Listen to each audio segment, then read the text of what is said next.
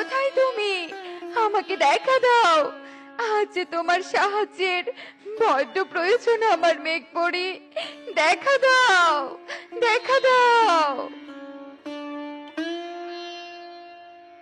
কি হয়েছে মৎস্যকুমারী? বলো, কি সাহায্যের প্রয়োজন তোমার? তোমাকে আমি সব সাহায্য করব। এই নাও আমার ডিম। এই ডিম তোমার মেঘরাজ্যে নিয়ে গিয়ে যত্ন করে রেখো। আর এই ডিম থেকে আমার যে সন্তান বের হবে, সেই সন্তানকে জাদুবিদ্যায় এমন পারদর্শী বানাবে যে কেউ যেন পরাজিত করতে না পারে। আর হ্যাঁ, আমি যে তোমাকে আমার ডিম দিয়েছি তা যেন কাকপক্ষীও টের না পায়। এই সাহায্য আমাকে করবে না মেঘপরি? বলো। মৎস্যকুমারী, তুমি একদিন আমার জীবন বাঁচিয়েছিলে, আর আজ সাহায্য চাইছো? তা আমি ফেলবো কি করে বলো? তুমি নিশ্চিন্তে থাকো, আমি এই ডিমের প্রতি সব দায়িত্ব পালন করব। তবে বিদায় মেঘপরি। আর হ্যাঁ, আমি যখন আমার সন্তানকে নিয়ে আমার কাছে আসার জন্য তোমাকে স্মরণ করব, তখনই তুমি এসো, এর আগে নয়। মৎস্যরানীর কথা শুনে মেঘপরি সেই ডিম নিয়ে তার মেঘ রাজ্যে চলে যায়। আর মৎস্যরানী মনে চাপা কষ্ট নিয়ে তার জল রাজ্যে ফিরে যায়।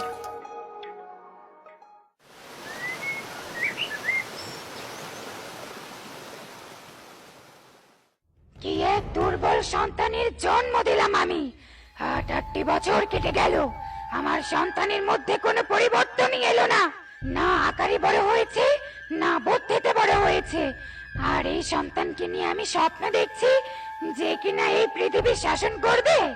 ডাইনি মাতা, ডাইনি মাতা, আমাকে দেখা দিন, সমস্যার সমাধান দিন। ডাইনি মাতা, বল, বল আমাকে কেন স্মরণ করেছিস?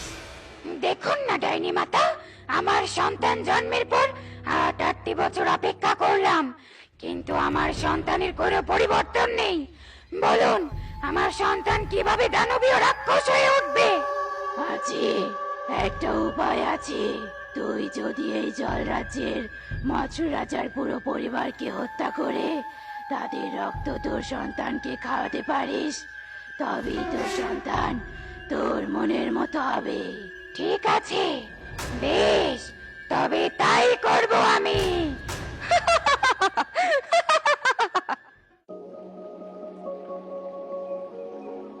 পিতা আমাকে ঠিকই বলেছিল, তোমাকে বিয়ে করলে অশুভই হবে। আজ পর্যন্ত আমাকে একটা সন্তান দিতে পারলে না, আমার কি কোনো উত্তরাধিকারী জন্ম নিবে না? এজন্যই তোমাকে সাধারণ মৎস্যকুমারী বিয়ে করতে বারণ করেছিলাম পুত্র। এই সাধারণ মৎস্যকুমারী কি করে বুঝবে আমাদের রাজপরিবারের ভাব? চুপ করুন মৎস্যকুমার, চুপ করুন। আমাকে এত কঠিন কথা বলবেন না, আমি আর শুনতে পাচ্ছি না।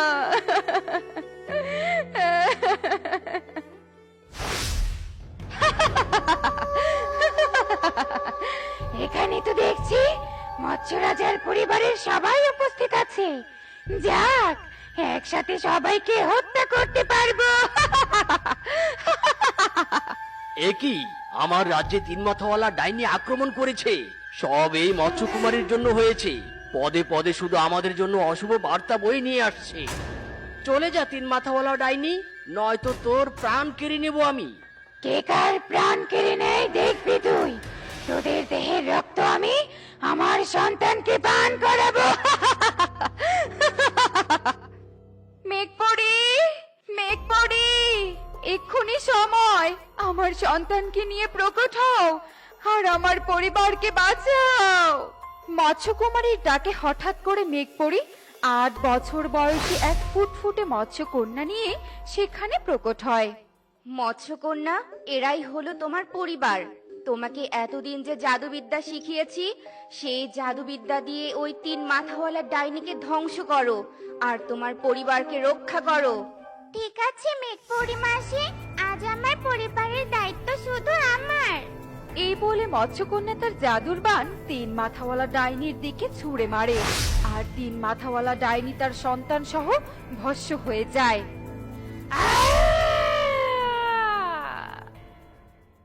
আমার কন্যা, আমার কন্যা, কত বড় হয়েছিস রে তুই। তোমার কন্যা মানে কি বলছো তুমি?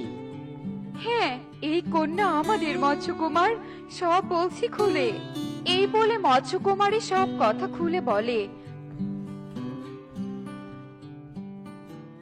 পিতা, পিতা দেখেছেন, এ আমাদের কন্যা। মৎস্যকুমারী অশুভ নয়। বল, আমাকে পিতা বলে ডাক। পিতা, পিতা। আমার ধারণা ভুল ছিল। মৎস্যকুমারী অশুভ নয়, বরং যোগ্য পুত্রবধূ আমার। আর তার কন্যা এই জলরাজ্যের যোগ্য উত্তরাধিকারী। আমি তোমাদের মন থেকে মেনে নিলাম। যাক, মৎস্যকুমারীর জীবনে তবে সুখ ফিরে এলো। মৎস্যকুমারী, তুমি তোমার পরিবার নিয়ে সুখে থেকো। আমি চলি, বিদায়। এ কথা বলে মেঘ পড়ে চলে যায়। আর এদিকে জলরাজ্যে মৎস্যকুমারী তার পরিবার নিয়ে সুখে শান্তিতে দিন কাটাতে থাকে।